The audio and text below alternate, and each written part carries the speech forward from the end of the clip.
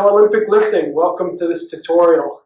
In this tutorial, I want to give you a brief rundown of why you would do Olympic lifting and its benefits, I guess, for people other than people going to the Olympics in the weightlifting competition. And then we're going to talk through how to build up the technique, so how to coach this and how to learn it yourself in terms of a methodology to learning the patterns.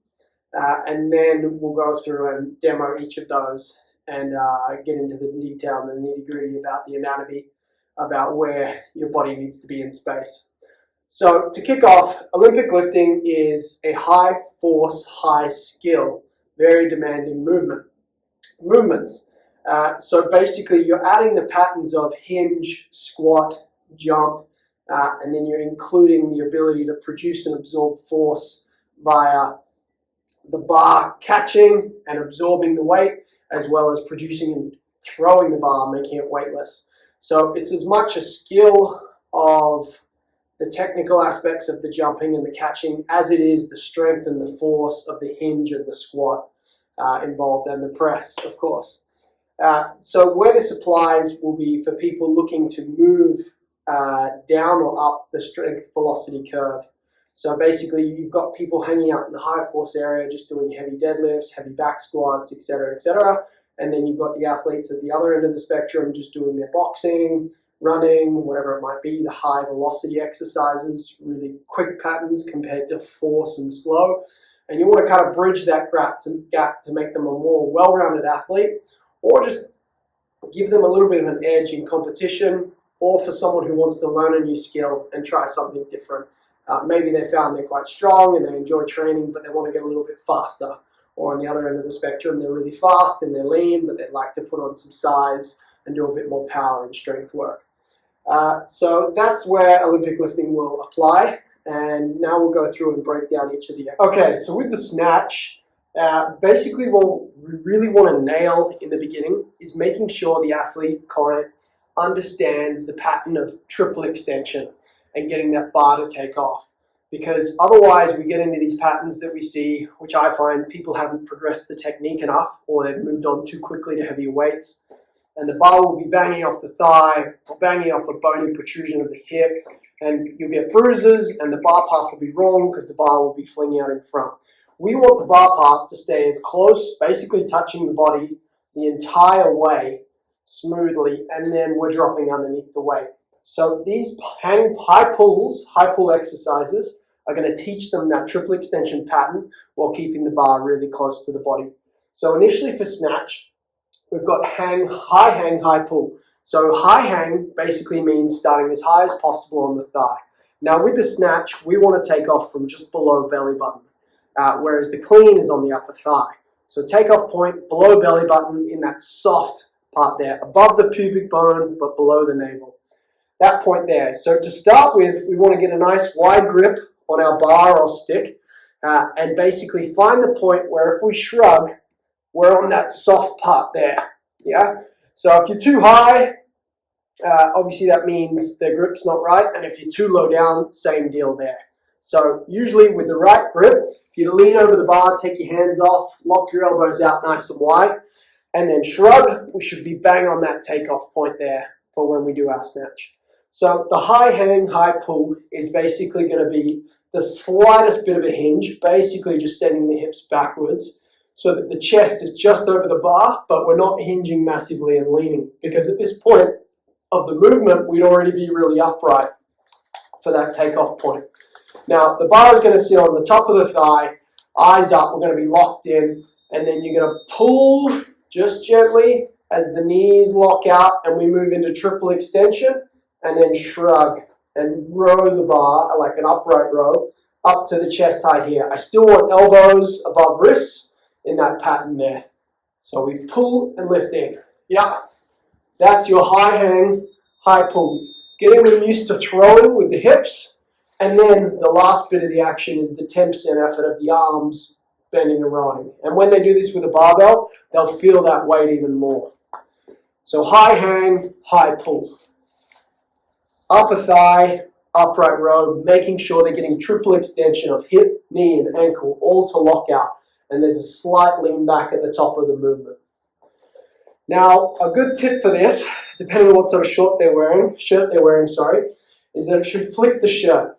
Flick it. That's how close it is to the body. Now, because it's a high hang, they might already be above. Like my singlet, it's going to be low because I wear a long one. But if they're above, that's how close you want it to be to the body. So as it takes off that soft point below the navel, you're literally brushing the chest and coming back down to reset again. Yeah. Then we have the hang high pull next. Now it's exactly the same, but we're just adding some of the range of the deadlift now. So we're keeping chest more over the bar now, leaning more over as the hips go backwards deeper into a hinge. We skin the thigh and then we pull right up. Exactly the same pattern, everything just sitting deeper into the range. Now a lot of people go wrong here because they'll start to add too much force and flick it. You've got to keep them slow, contact with thigh, pull and upright row close to the chest. And then finally the high pull, exactly the same pattern, but now we're just dropping down below the knee and hitting that full range motion. Yeah, I suggest load it with a broomstick until it's 100% perfect, and then you can add weight to it.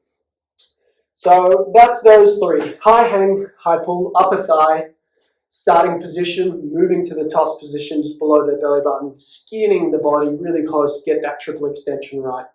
The hang high pull just on top of the kneecap, gliding, like skinning the thigh on the way up, and then finding that takeoff point above pubic bone, and then the high pull, mid shin, just as if it was a barbell with plates on it, full range action.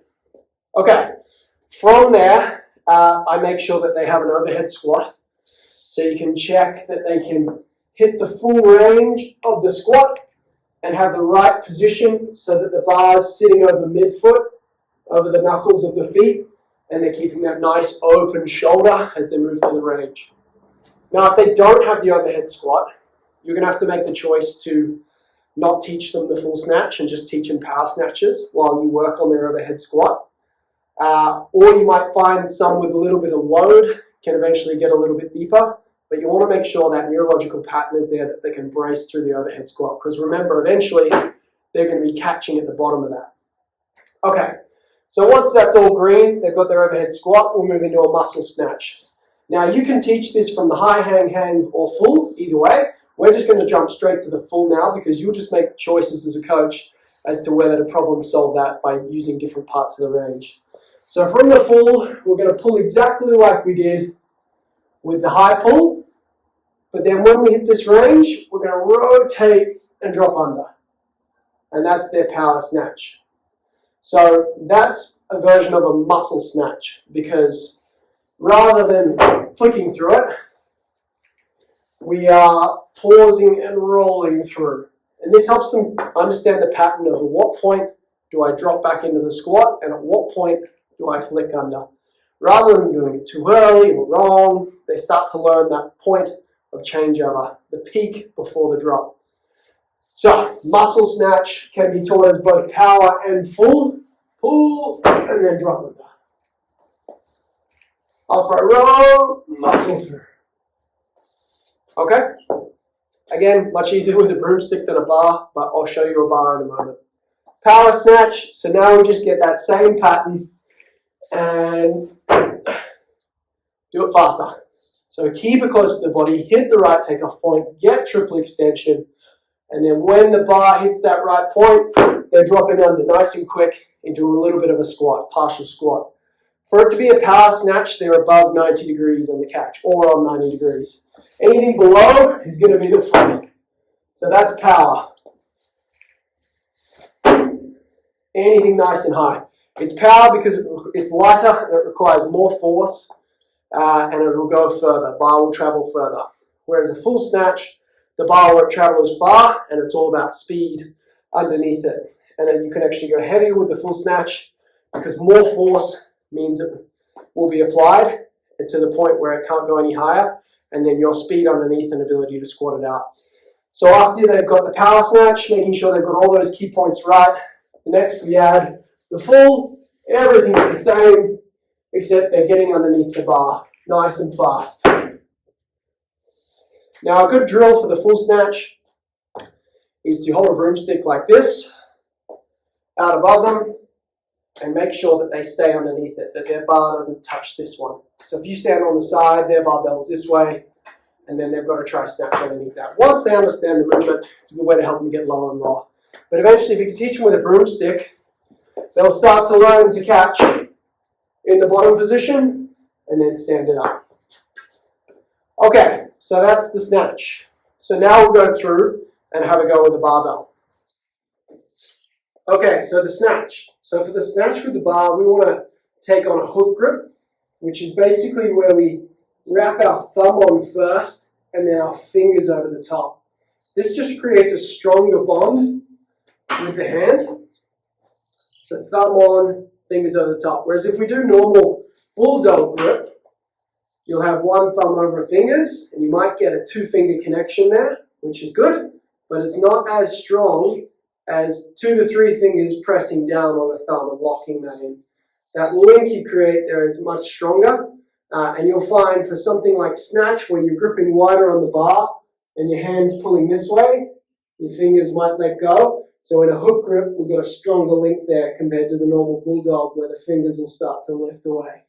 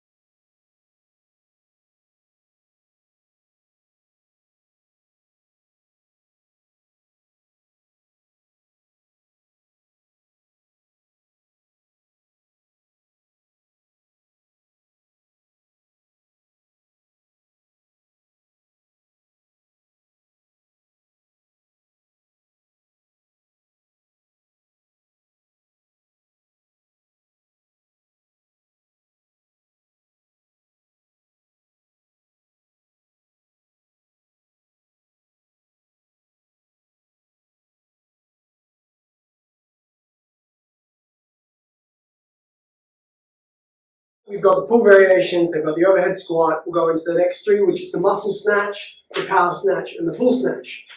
I'll just do 2 reps of each, hopefully 1 slow, 1 fast, to show you the technique. Basically, with the muscle snatch, we're going to go nice and slow as we pull through the range, hit the upright row, and then duck underneath, teaching them that pattern.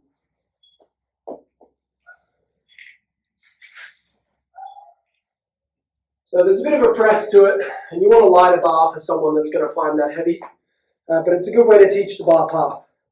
Power snatch, slower one, now a little faster, close to the body, hit it, get underneath. And then full snatch, same, everything, hit the triple extension, but get underneath it. It's all about speed under the bar, straight after hip extension.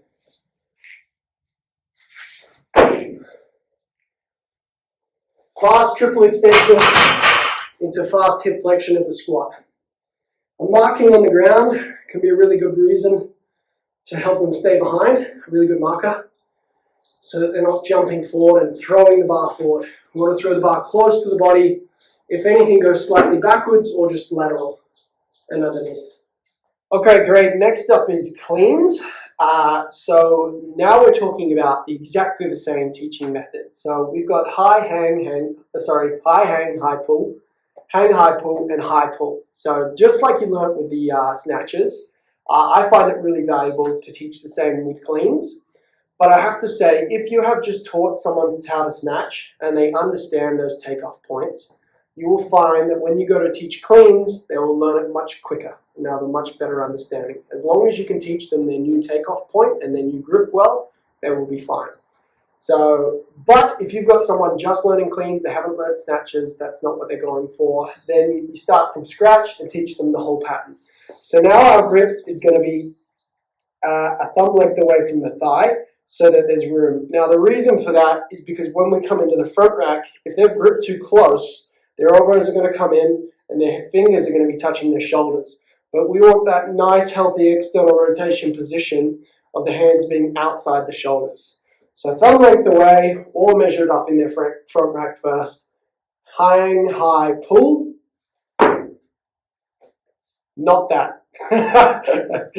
Hang, high, pull, where they stay over the bar just the slightest bit, load up, and then pull and get that upright row. Really skin the chest, slight lean back, throw with the hips, get that lockout. Next is the hang high pull, same concept. Top of the kneecap, skin the thigh, take off at the top of the thigh, upright row.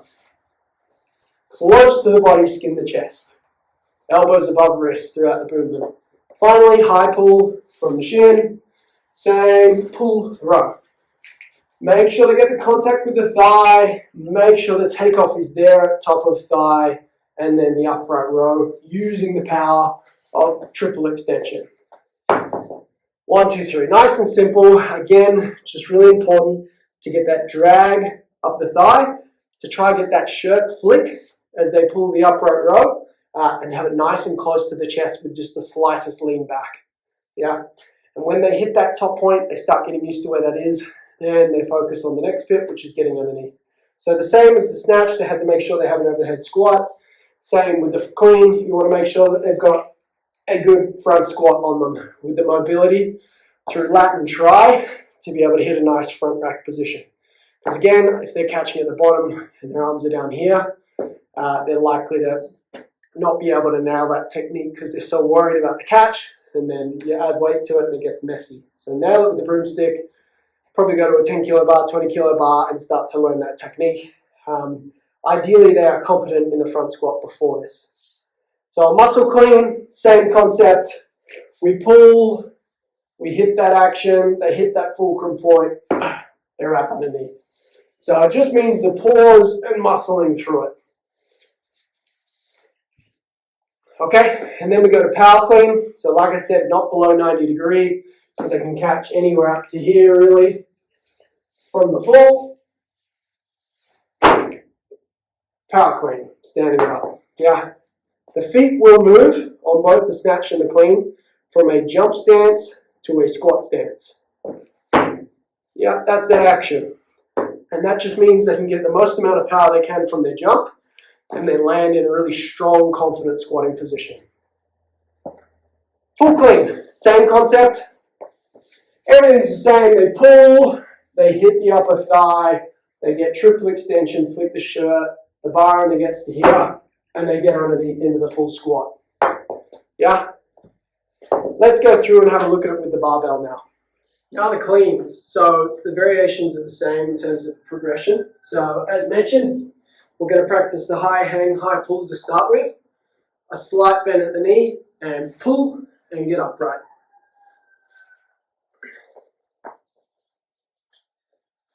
You'll notice the clean is much more about force and muscling it because it's a higher force movement. Then we have the hang, high pull.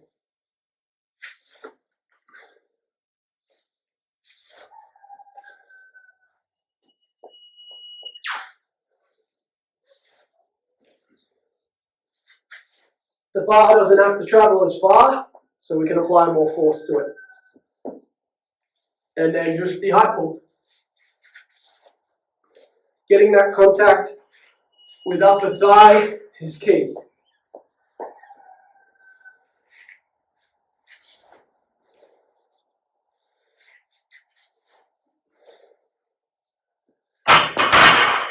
Okay, like I said, they need to be able to have a front squat next, which we'll do now, and then we get into the muscle clean.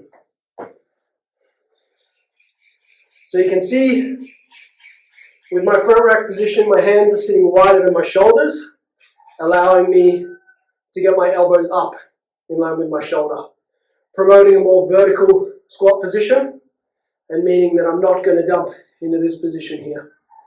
So ways to warm up, to work the elbows into it, and even doing some of them on the back to improve your front squat position. All right, and then just making sure that they can achieve a comfortable full range front squat, staying nice and upright. Okay, the muscle clean. Everything else stays the same. We move through, we hit the high range of the thigh, pull, drop underneath. Muscling through it.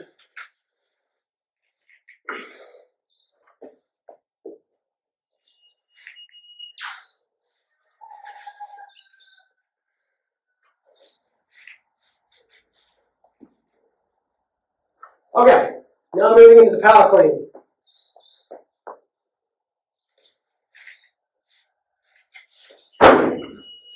Faster movement, quicker under the bar, shifting the feet.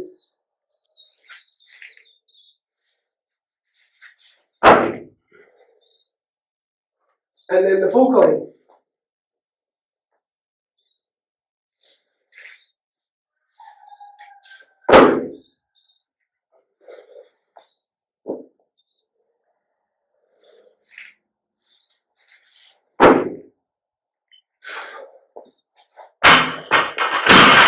Cleans. Okay, finally. So we've mastered the snatch and the clean, and now we're adding the jerk. Now the jerk is obviously going to go nicely with the clean if someone wants to get into doing proper clean and jerks, and to make it that really full, complete movement. That it's a hinge, it's a squat, and it's a press, and it's a split, right?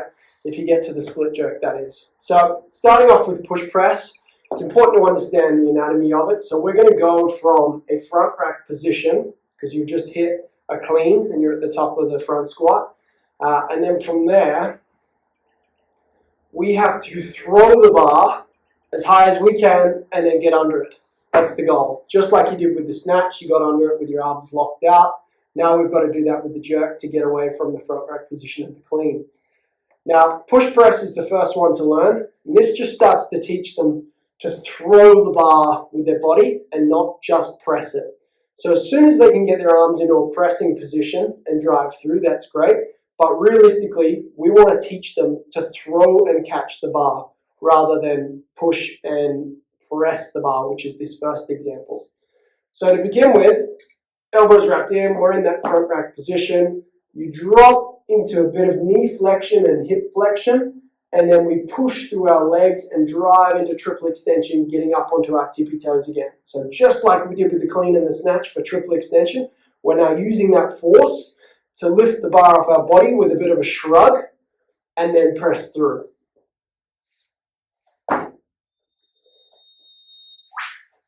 Now, a push press catches with semi-straight legs, whereas the next variation of squat jerk is exactly the same, but then we catch in a bent leg squat.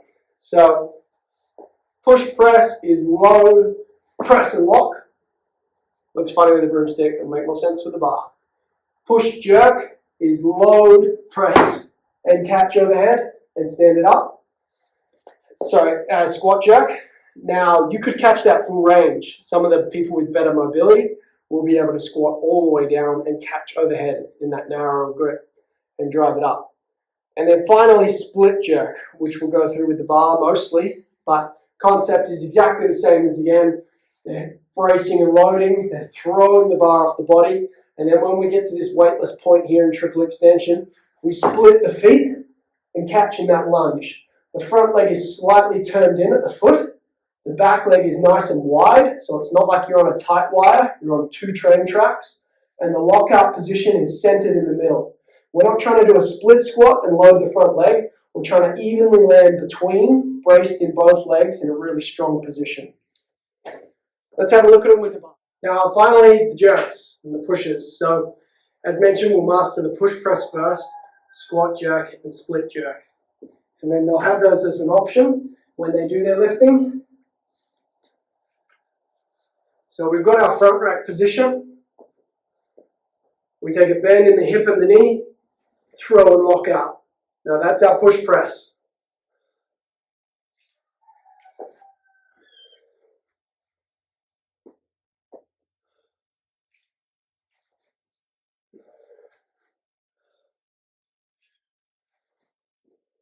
Okay, next up is our squat jerk. Everything's the same except for the catch position. We're catching in a squat with bent knees. So here we'll be able to throw more weight because we're getting underneath it more.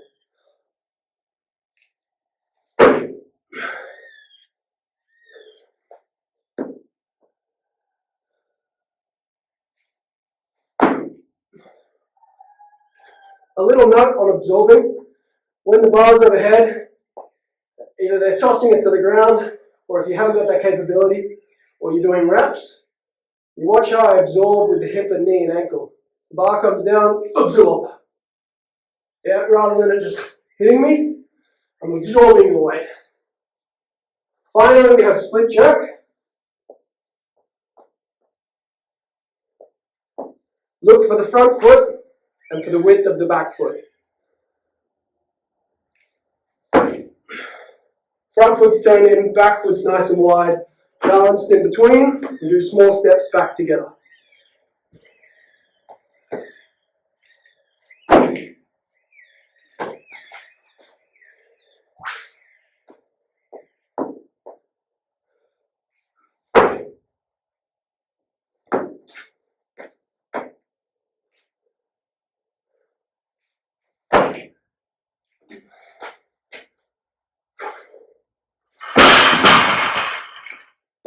That's everything.